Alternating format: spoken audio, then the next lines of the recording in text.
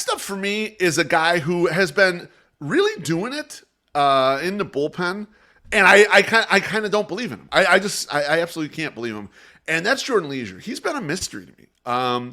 As of today, Jordan Leasure is the White Sox most effective reliever. That's a 2.20 ERA. He's got a 3.07 FIP to back it up. So it's not like this is, phony baloney. He's been very effective. 16 in the third innings, but he's not doing it like the back end fireball pitcher you think of.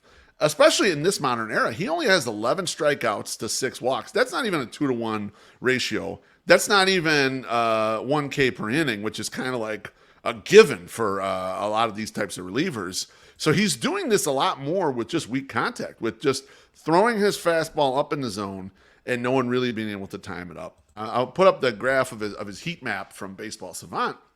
And you can see his chase rate and whiff rates and K percentages are all low. They're all very poor.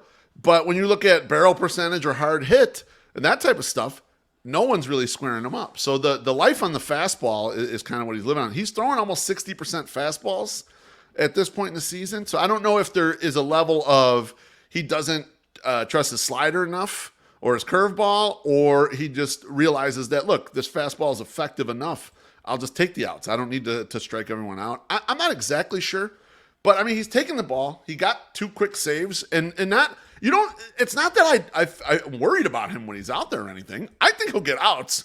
It just has been the least impressive looking, like, fireball or bullpen guy that I can remember in a while. It's interesting to see this approach, and I don't know if it's just like he's benefiting from the fact of this, and like we're going to start realizing that the secondary just ain't good enough to be a big strikeout pitcher.